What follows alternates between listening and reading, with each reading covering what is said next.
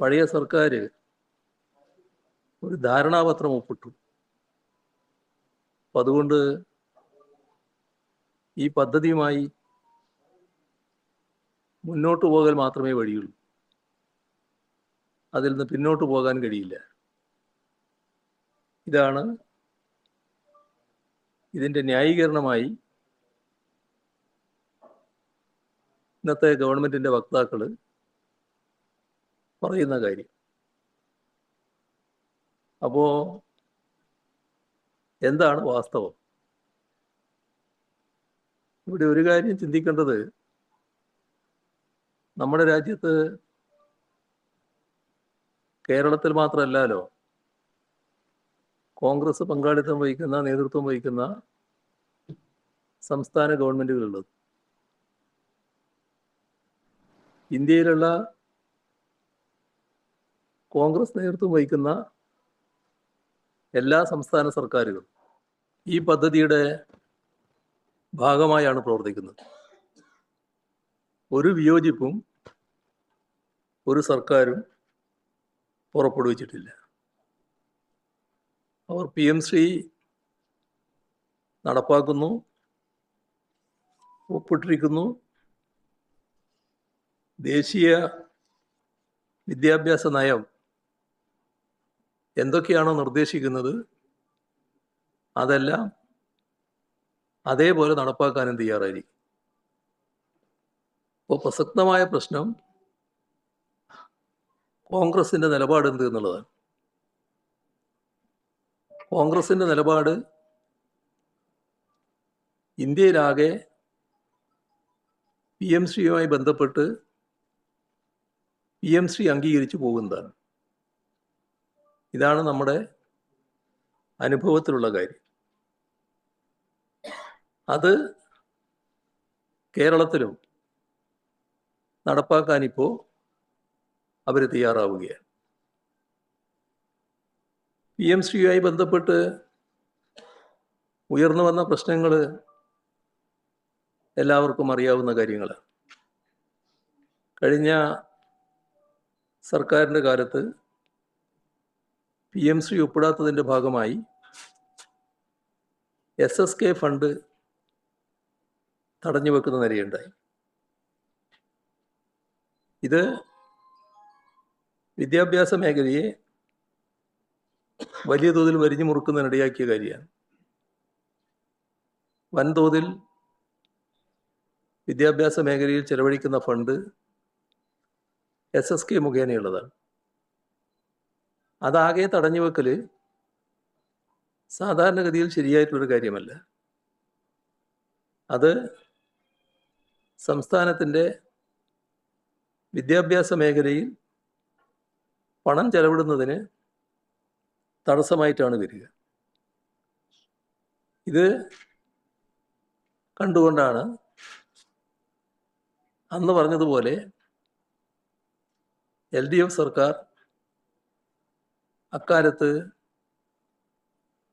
ഈ പ്രതിസന്ധി ഒഴിവാക്കുന്നതിനായി ഒരു ധാരണാപത്രം ഒപ്പിട്ടത്. പക്ഷേ ആ ധാരണാപത്രം അനുസരിച്ചുള്ള ഒരു നടപടിയും മുന്നോട്ട് പോയില്ല. ഒരു മാസത്തിനകം തന്നെ ആ ധാരണാപത്രം പൂർണ്ണമായും മരവിപ്പിക്കുന്ന നിലപാടാണ് LDF സർക്കാർ സ്വീകരിച്ചത്. അതിൽ ഈ പദ്ധതിയുമായി ബന്ധപ്പെട്ട് ഉയർന്നു വരുന്ന ഒട്ടേറെ ആക്ഷേപങ്ങളുണ്ട്. അവയെല്ലാം പരിശോധിച്ചുകൊണ്ട്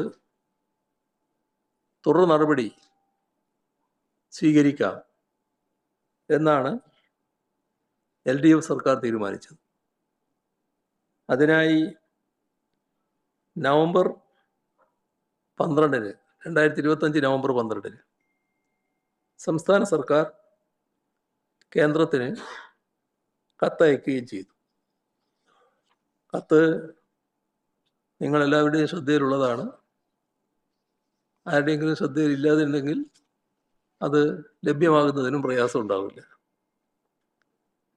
ഇവിടെ പ്രസക്തമായ ചോദ്യം ഒരു തവണ ധാരണാപത്രത്തിൽ ഒപ്പിട്ടാൽ സംസ്ഥാന സർക്കാരിന് പിന്മാറാനാകുമോ എന്നുള്ളതാണ്. ഇവിടെ കാണേണ്ട കാര്യം, ധാരണാപത്രം ഒപ്പിട്ടു വന്നുകൊണ്ട് മാത്രം പദ്ധതി നടപ്പാകില്ല. ഇതിൻ്റെ അടിസ്ഥാനത്തിൽ ചെയ്യേണ്ട കുറേ കാര്യങ്ങളുണ്ട്. അത് സംസ്ഥാന തലത്തിലും ജില്ലാ തലത്തിലും മോണിറ്ററിംഗ് കമ്മിറ്റികൾ രൂപീകരിക്കണം.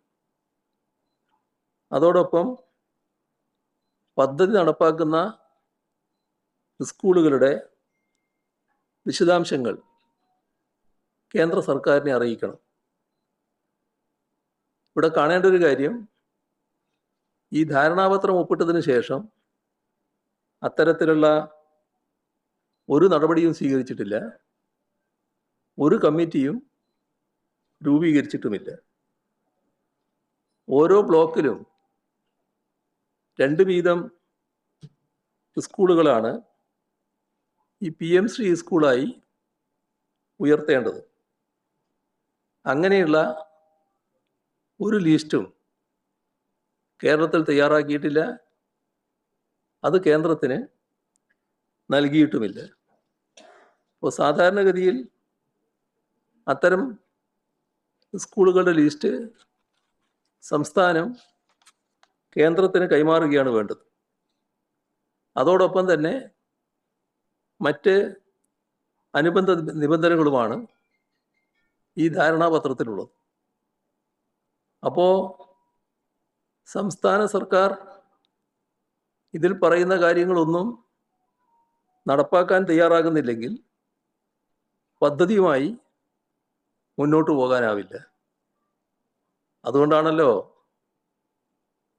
ഇപ്പോഴും നടപ്പാകാതിരിക്കുന്നത്. അത് മരവിപ്പിക്കുന്നു എന്ന് LDF സർക്കാർ പറയുകയും ചെയ്തല്ലോ.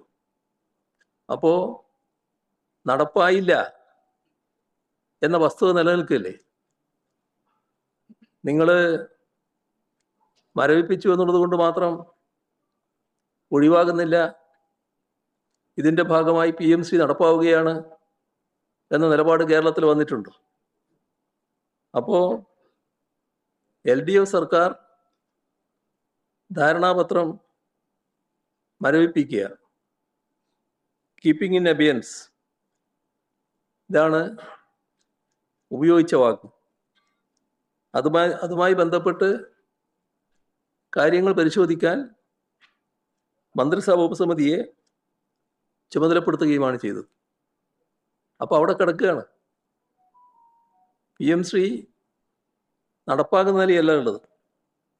അപ്പോൾ ഒപ്പിട്ടത് കൊണ്ട് മാത്രം ഈ പദ്ധതി മുന്നോട്ട് പോകില്ല. ഇവിടെ പുതിയ സർക്കാർ വന്നിരിക്കുന്നു. ആ സർക്കാർ ഈ പദ്ധതിയുമായി മുന്നോട്ട് പോകാൻ നയപരമായി തീരുമാനിച്ചാൽ മാത്രമേ ഈ പദ്ധതി കേരളത്തിൽ നടപ്പാവുകയുള്ളൂ. അപ്പോൾ അത്തരത്തിൽ ഒരു നയമാറ്റത്തിന് UDF-നെ പ്രേരിപ്പിച്ച ഘടകം എന്താണ് എന്നതാണ് നാടിനു മുന്നിൽ അവർ വ്യക്തമാക്കേണ്ടത്. കേന്ദ്ര സർക്കാർ ഇതുമായി ബന്ധപ്പെട്ട് എന്തെങ്കിലും പ്രത്യേക അറിയിപ്പ് സംസ്ഥാന സർക്കാരിന് നൽകിയിട്ടുണ്ടോ? ഉണ്ടെങ്കിൽ അതെന്താണ്? പദ്ധതിയെ അതിനിശിതമായി എതിർത്ത UDF ഇപ്പോൾ ആ പദ്ധതി അംഗീകരിച്ച് നടപ്പാക്കാൻ തയ്യാറായി മുന്നോട്ട് വരുന്നതിൻ്റെ ഉദ്ദേശശുദ്ധി അവർ തന്നെ വിശദീകരിക്കേണ്ടതാണ്.